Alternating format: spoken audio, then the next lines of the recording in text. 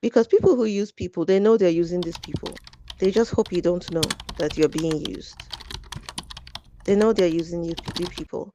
I wanted to make a reel, a story, a message, I don't know, with a rag. If you see my rag, the rag I used to clean, every time I cook, the burner is always very clean.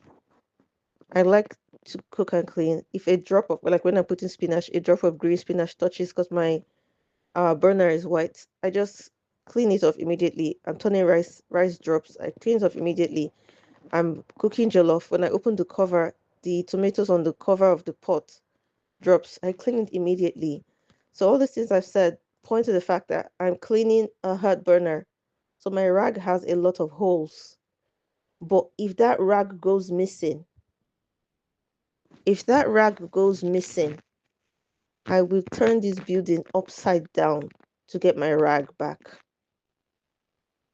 If my rag goes missing, I will likely swear for whoever stole my rag or whoever thought my rag was something they should throw away because it's ugly and it's burnt in different places. I should send you a picture of the rag so you know what I'm talking about.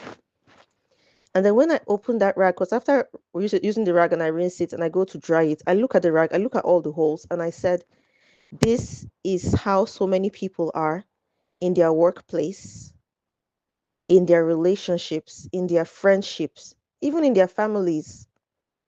You will be used and used and used to clean fire, to clean water, to clean tomatoes, to clean beans. And sometimes on my way to work, I use it to clean my shoes. Okay, based on what you've told me, I don't know if I should give advice because when I spoke to my friend Lulu, she said that most times people just talk to you because they need a place to say everything. They're not asking you for advice. They just need a place to say everything out, need someone to listen to them. They don't need advice, you know. So that's why if you notice, there's a part where I said, you can do whatever you want, Sha, but I'll just tell you this is what I think you should do. Um, I don't know the genesis of this story, how you got the job, who these people are. I'm just hearing the name of the company, I think, for the first time. Maybe you've told me before, I've forgotten, I don't remember. But if you think that you have demons you're fighting, battles, sorry, that you're fighting now, I don't think you have any battle. When you were just talking to me, I was just remembering how I told someone that I don't give relationship advice for enduring girls because I'm not an endurer. I don't take nonsense. So what I is it? I don't know if this is fact, but what I think is that the way people handle their workplace relationship is the way they also handle their personal relationships. And if you're a doormat, you're a doormat. That's just it. If you're a people pleaser, you're a people pleaser. But then there are also some people that in their relationships, they are different people. In the office, they take anything that is thrown at them. They are doormats in the office, but they go to the house and they are very, very assertive people. So maybe I'm wrong about that. But as a lady, psh, I don't know if you've seen that real. As a lady in the workplace, I want to let you know that most of these men will want to negotiate with you based on the fact that they think you have a bird brain. That means they think you're small in nature, you're a girl, you're very impressionable, and likely very stupid. That's how men negotiate with women in the workplace. They infantilize you, they patronize you in the negotiations.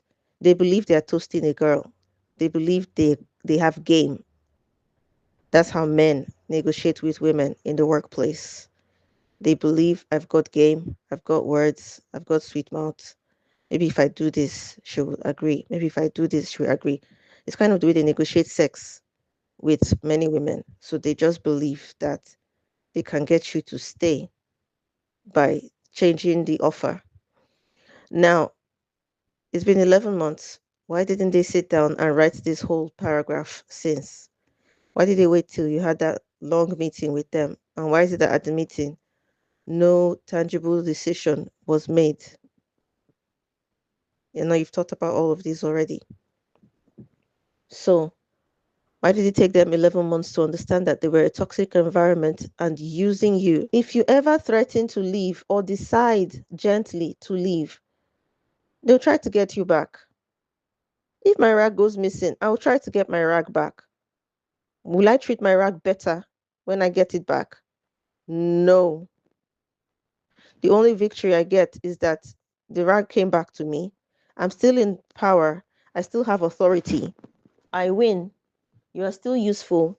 You make my kitchen clean. You make me feel good when I'm cooking. You keep my shoes clean. If you go missing, will I look for you? Yes. If the employee says I want to resign, will they try to stop the employee? Yes. If the girlfriend that's being abused says I want to leave, will they try to stop her from leaving? Yes. They might even buy her a nice car, buy her a ring, buy her different things. She will stay. But with the way they treat her change, no. It might just change temporarily. Maybe when I find, before I find the rag, I'll probably have a substitute rag that I'm using temporarily so that my rag is resting. But when I get that rag back, it's highly absorbent.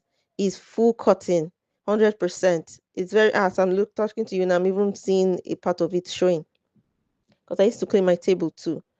So when I have that rag, when they try to get that rag back, if the rag is a human being that doesn't understand that this in this social construction, I'm being used and they're asking me to stay, not because they love me, not because they will change their treatment of me, but because I'm too valuable. I'm too valuable to leave. So the fact that you are you you feel like this is a toxic environment where you are abused, you're not even being paid what you're worth. You're being paid half or less than half of what other people are being paid, and you're doing sales job without commission. If you tell them you want to leave, they'll try to get you back. You're the biggest fool they've ever loved. You are doing sales job without commission. They were eating all the commissions. You cost them less, far less than the person in Lagos. Why do you want to leave? So now they cannot give you a substantial increase like that guy that got 3 times pay in another company. They can't give you that because you will never, in their eyes, be more than that rag. In their budget, they cannot imagine an exponential increase that will improve your life as much as you improve their company and their productivity. So even if now you were earning 1 million and they want you to stay, they'll think of adding 200,000. Whereas if you go to another company, you're likely to earn 5 million. So in their eyes, you will always be that person who accepted to play the fool. And it's so difficult to let those kind of people go because they're so valuable. I see a lot of people, a lot of relationship dynamics in this world. And I realized that when you're nice to people, a lot of people are not used to nice people. A lot of people they're not used to nice people and they don't believe that kind people still exist. You weren't the one I was talking to when I was at the supermarket yesterday. At the supermarket 2 days ago. Today is Wednesday. Monday night supermarket. I went to the supermarket as I was just shopping. I just wanted to pick a few things. This woman just saw me. I don't have a dime. You don't have a dime, but you have a full cart. You have and she was then the cart was empty. You don't have a dime, but you have a cart. Since she don't have a dime, but she needs money, she wants to eat tonight. I said, she looked very wretched and old. So I said, okay, I will help her. Next thing, she started shopping. She was rude. She was very rude to me. In her mind, she thought that she used jazz or she thought that I was a fool because to her, meeting someone that agreed to help you, this one must be an idiot. I'm sure that's what she thought. So she was now taking me around to fill her cart. You say, come here, I'm here, come here. I was like, wow. I know already that beggars in this country are very entitled. Do you understand? But yesterday I was still shocked. But after she said that thing like 10 times, I already put it at the back of my mind that, see, Just help this woman so she'll eat this night. Everything else, how she's being rude and the rest, just ignore it because you already love. You are used to people using you. Love is as if you were born as a bad example of kindness. So just help her and move on with your life. When she was doing that, I was like, this woman, does she realize that my hands are empty and I'm probably here to shop too? So when she just started doing her, come, come, come, I started putting things in her cart. I left her for a while because I couldn't just be walking far away, walking around and around with her. So I just went to buy my own things, went to the counter, I paid. So I told the girl at the counter, look, I saw an old lady that I promised to help. Is there a way I can leave a kind of I owe you here for her so that she can come and get things with the amount of money I promised? And I said, no, that I have to be here with her. I'll have to go and look for her in the supermarket. So then I said that the supermarket microphone is not working. I said, I don't even know her name. So I went back, checked the whole supermarket because it's like a mega mart, checked everywhere. I found her. If I wanted to leave this woman yesterday and not help, I could have done it because I've reached the counter, I've reached the exit. I could have gone. I went back to look for her. And when we got to the counter, time to pay, I saw that her trolley was full. Me, since I was born in this country that I've come to, I've never bought a full trolley of things. I've never bought a full trolley. Even in student supermarket that I go to, I see a lot of students buy things, 2 bags, 3 bags. They are buying things and going home. I've never bought that much because one, I don't eat rubbish. I don't eat supermarket things, packets and all those things. I just buy fruits and veggies and natural food ingredients and I go home.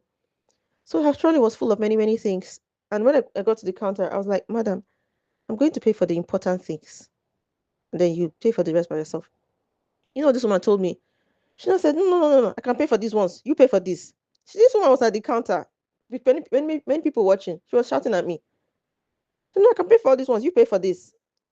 I said, in my mind, I said, wait, you told me you don't have a dime. How come you can pay for these things? Do you understand? It's already too late to be like, oh, you played me. Let me just believe in. I was just at the counter. She said, I can pay for this ones. You pay for this. I said, no, madam, I'm not paying for unimportant things. Je ne peux pas payer pour les choses qui ne sont pas importantes. I'm not paying for the things that are not important. So I just put my hand in her trolley and started selecting only the important things and put on the belt, this thing, put on the this thing belt. I said, I'm only paying for important things. She was like, pay for these things that they're not expensive. Super share, super share, super share. I said, madam, at that point, I don't know, as if I just wanted to, when yes, there's a push in you saying, get out of this place and leave this woman. I just said, let me just still do pay. I just leave because I'm not doing it because of you. Because at that point, I was like, so you have money. So many things came to my mind, seriously. So I just finished. I just paid. When I paid, I didn't even look back. I just kept leaving because I knew she was never going to say thank you. Because I've seen entitled beggars in this country before. I knew she would never say thank you, so I wasn't expecting it. I just put my counter. It was no contact. Beep, and I left. Why did I give you this whole long story? Many people don't know what to do with kind people. Once they see you, you are kind, you are naive, your brain is still pure, your heart is still pure, you still look like a damn fool. They are so happy to meet you. You're like a lottery ticket, you're like a meal ticket, you are everything to them. They don't want to let you go. Imagine that I paid for everything in that woman's trolley yesterday. She won't say thank you. Another day, if she sees me, she'll call me. And I've been in that situation so many times. It's just as if I now exist to serve you. There was a pregnant girl I was helping in this country now. There's a pregnant girl I was helping in this country. When we were in class, because she was my classmate, when we were in class, she wouldn't talk to me. She's from Ghana. She wouldn't talk to me. I'll greet her. She wouldn't talk to me. Your hair is nice. She wouldn't talk to me. Her friend even said, Love is saying your hair is nice. But she would say, thank you. She wouldn't talk to me. First day I started in class, it was with her. She didn't talk to me. Next thing, I think one time in class, she realized that I could speak very good French. So she called me and she met me on the way. She was like, oh, she wants me to escort her to the hospital, that she has hospital appointments, but they're not always successful because she doesn't speak French. It's like, okay, I can help you. When I got there, I realized it was pregnancy. I felt this empathy for her. And already I was, it's like my leg has already entered. They now said, okay, next appointment I should come with her too. So there were now more appointment, more appointment, more appointment. I became the husband or the sister. You know how they say, show me your friend, I'll tell you who you are. Everyone, almost all the medical people we're going to meet already knew that this one was giving birth without a husband. It's not a bad thing in this country. It's not a shameful thing in this country. It's not a bad thing or shameful thing. The government has provisions to help mothers without husbands help teenage moms self. But this one was not a teenage mom. Why am I saying this story? Upon all the even there are times where she would have like a 1 hour control, they call it control, where they're checking the baby's heartbeats and all that. I'll just sit down there doing nothing, wasting my time. Another person would charge for this, even that her friend, a guy, was charging her money, saying if I escort you, you pay me. You understand? She told me, but I would just escort her 1 hour of my precious time, 2 hours of my precious time, doing this almost every week for when? Since March till June. June. She gave birth early July. What made me to stop immediately to just decide I'm not talking to this girl anymore was that she was even the one that stopped talking to me. She asked me for a favor that was not even a favor. It was see finish. If I tell you this favor, it's another day. This wasn't a favor. This was see finish. Because there's some errands people send you on. You say it's like you've really had the impression that I'm a gutter person that can do gutter things for you. There's some things that are not errands. They are insults. So when she said that, I was like, ask your friend to do. She said, yeah, but he said I should pay him, blah, blah, blah, blah. I said, how many hours is it? 7 hours. 7 hours to go from here to somewhere. 7 hours to come back. So 14 hours of my life dedicated to you, or being a long train to another city. To another city. To go and carry food stuff. You must be really joking. Why can't you use a Chronopost or this thing or the postal service? Why me? To go and carry food stuff from Ghana, crayfish and stuff. Oh God. Sorry, it's the way I'm saying it now. You won't really get the context, but I'm saying this about someone who uses her money to buy frivolous things and uses courier service to post them. But now to go and bring, you say, it's the thing my mommy brought from Ghana. You're thinking if you tell me that it's from your mommy, I would care. What do I care about your mom? Did she take care of me when I was a child? Is she my mom? Why do you think that if you mention your mom, I would run out of my body and use my soul to do things for you? Already. She was grateful though, all these other times, she was grateful. She was a grateful person. But just that someone being grateful doesn't mean that they appreciate you. That's two things. That's two different things. The fact that someone has manners doesn't mean they appreciate you. So a person can have manners, can have good manners, but still not appreciate you because the way they treat you is different from the things that come out of their mouth. So when um this happened, then she now said, love is not a big deal.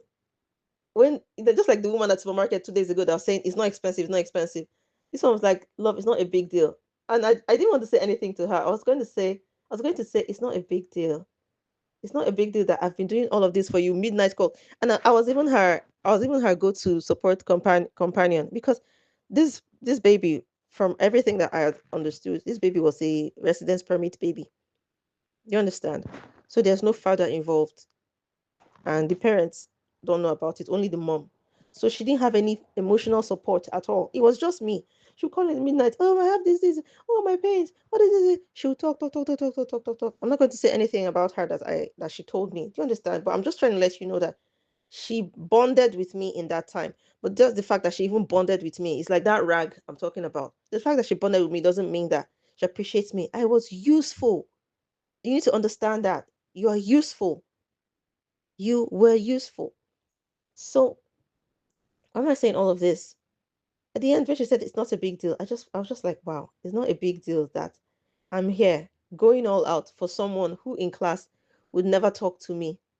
It's not a big deal that I'm here. Anytime you say I have appointment by 8 in the morning, in this cold, I will get out and be at the bus stop waiting to meet you at the hospital.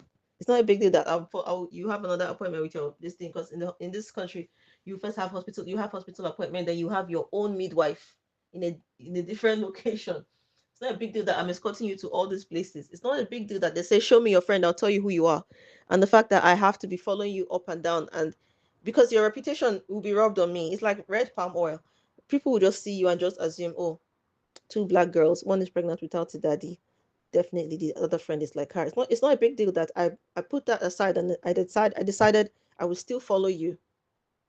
It's not a big deal that your friend, your own friend from your own country, that you people eat together in class.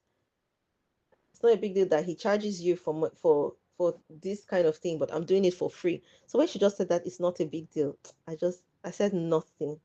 Like I said, I just kept quiet, you know. And you know that this girl gave birth and didn't tell me. After that errand that I refused to go for, that means I was as useful. I was as good as I was as good as I was useful. Beyond my usefulness, she had no need of me again. She had no need of me again. Like, why should I tell you when the baby is born, even though you followed me almost how many times? Almost 28 times to the hospital and to midwife. Why should you care if the baby is born? Why am I saying all of this to you? Whatever meeting you're having with those people, you've already spent hours talking.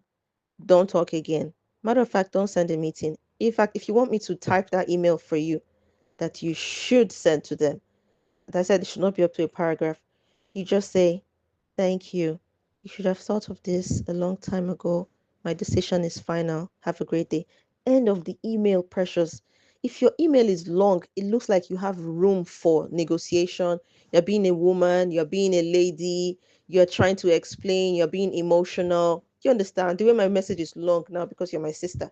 You know, if you were not my sister and I wanted to just talk, I would just say, man, me, I'm a liver. I don't know about all this endurance, this thing. I don't give advice for people who want to endure. Just do whatever you want. That's how this message would have ended since. So if you decide you want to send them a long message, stressful. If you tell me, love, help me draft this email. It's simple. Hello, thank you for your mail, but you should have thought about this months ago before month ago because you've already said everything. No need to add before. Thought about this months ago. My decision is final. That's it. That's the end of the mail. Don't say anything. And now that's why my question was I think my first question that I asked you was, do you have any savings? Because I don't know if you have savings. Just because another company, I'm stuttering, just because another company promised you a job doesn't mean that it's guaranteed. I hope and I pray it's guaranteed. But my question is, do you have any savings? Anything that can keep you till that time? And even if you don't have any savings, are you brave enough to say, okay, I want to stay without savings, without income, but I just want to leave this place just because it's toxic? Do you understand? Like more like a push factor than a pull factor. So do you have like that willpower to say, look, even if I don't have any savings, even if this other job doesn't come through, I will never remain in this place. Do you have that willpower? So these are my questions. Do you have savings? Do you have the willpower to quit no matter what? Because when I was in I don't want to call the name of the company, a a girl told me that there was a former staff that wanted to leave and he had a better offer somewhere else. And the offer somewhere else was paying him 5 times more. So the company did negotiation with him and begged him to stay. You know, they'll reduce your workload, they'll give you a promotion, all of that. He took the offer. And when he took the offer, within 3 months, less than 3 months, they fired him. Why? It gave them a certain drive, a certain authority, a certain kick to be the ones that let him go. And if you take this job from them, P, you give them that opportunity to kick you out. I know it's not a competition of who kicks who out first, but you have more pride when you kick them out than when they kick you out, because this is what they're trying to do. That's what most companies do when they give you a counter offer. When they give you an offer saying, don't go, because they want to win. They want to be the ones that kick you out. So don't give them that opportunity. He has sent you a very long mail. Why is he sending you a long mail now? Because you are the beautiful rag he doesn't want to let go of. You are the very useful, dutiful rag he doesn't want to let go of. So just send a mail. You should have thought about this since my decision is final. Period.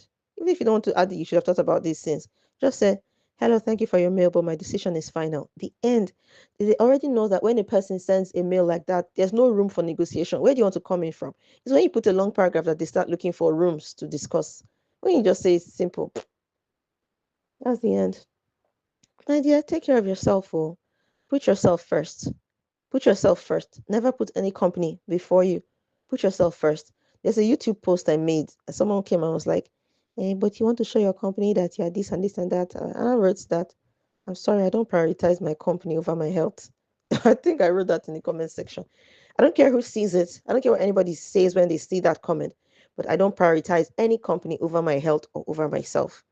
So that's why when you come to me and you tell me, I don't know if you need advice or if you want me to just listen, because the advice that I'll give is advice of someone that doesn't endure. I don't endure rubbish. There are things that I want enduring, but rubbish will never be part of them. I don't endure rubbish. I don't endure workplace people's drama.